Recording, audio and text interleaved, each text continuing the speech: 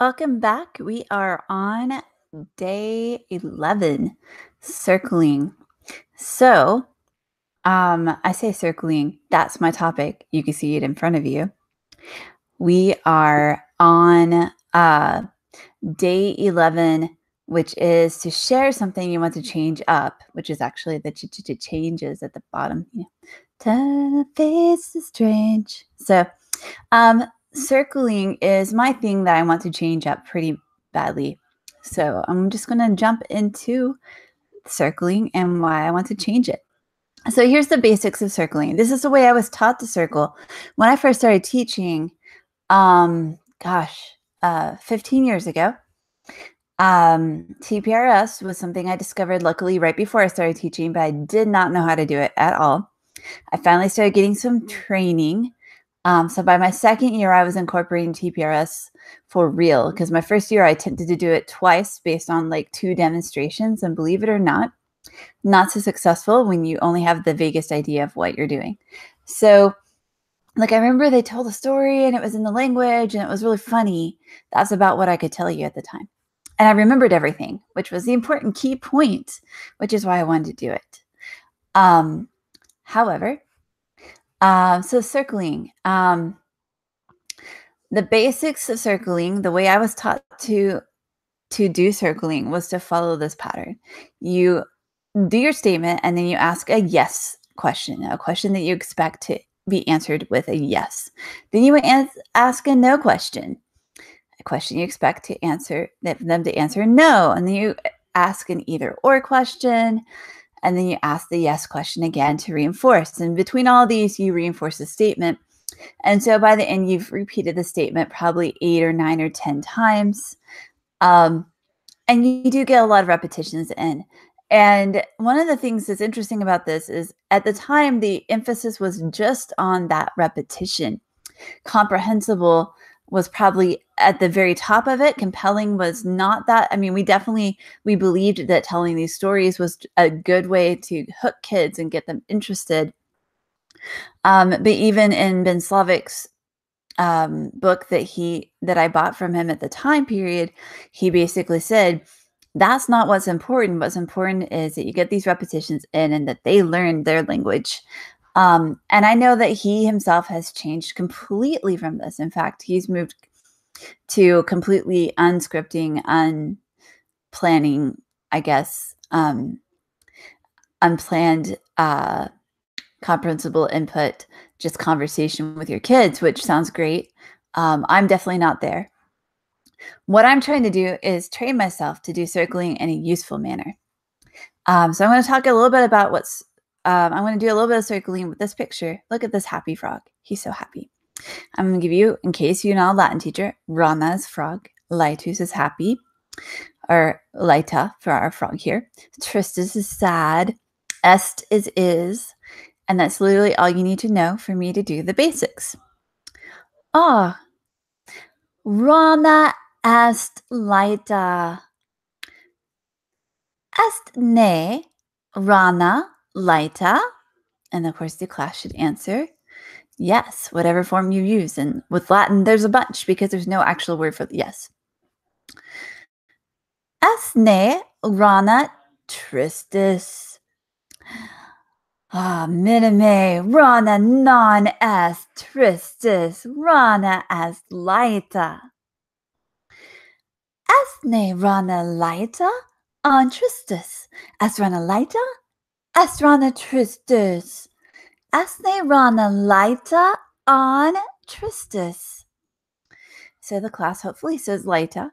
You usually have a couple people that say tristis, and if you want to, and if the class is the type that can roll with that, you can totally go with that. And then, so there's room for circling to be a little bit flexible, the basics. I'm not trying to get rid of that completely. It's just that I've found, I'll talk about that in a second. Classes, Rana est Laeta. Est ne Rana Laeta?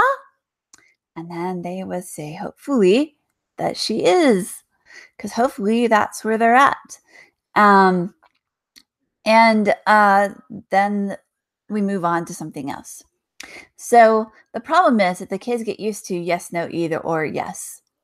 and they can just flow with that without really paying attention to what you're saying. So then while you feel like you're getting repetitions in, you can count them, but you're not getting it into you're getting it into probably a good half of the class, but half of the class is not my goal. So here's the problem with this particular format. No matter how totally happy and engaged I am, and honestly, I will act it out and I will do a skip when I say laita, especially if I go towards the superlatives and do laitissima. And I will make the saddest face I can with tristis.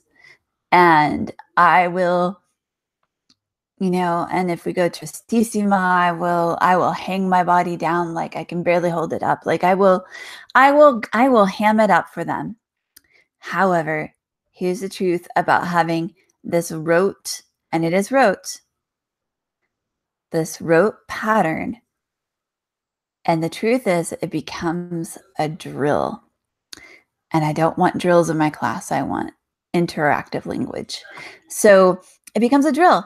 They know they have to answer yes, no, and they have to pick one of the either ors.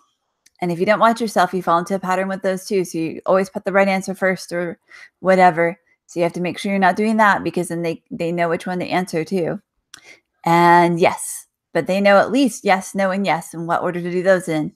So they only have to pay attention to one question and only half attention, because they can listen to hear everybody else start their word and just join in.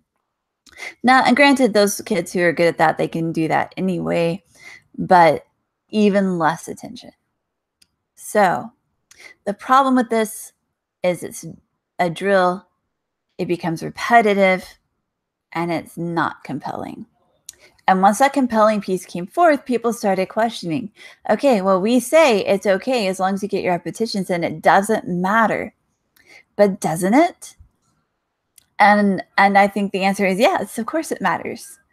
It matters. The kids have to care what you're talking about. They have to be interested, or they're not going to pay attention. So I've been trying to change it up. Here's what I try to do with my circling currently. Of course, mixing it with personalized question and answer. So are you happy? Are you sad? Are you sad because you're in school? Which almost always the answer is yes. And it's okay to let them be sad that they're in school. It's okay. It's okay. If they're really creative and you're past this this is not the first sentence of the year, they can tell you reasons. I've had students tell me that scola est similis carceri. Well, that's a pretty cool sentence that they gave me, even if it's a really sad sentiment. I don't want them thinking school's like a prison, but you know what? That's okay. And then I go, oh no, school's like a prison. And then maybe Latin class is like a prison, and they can go yes or no. And I don't really care which way they go with that. You can't tie your personal feelings into this, because the point is if they're paying attention. And then you can build that into a story. You could even build that into a story. You could have a prison break from school. Sure.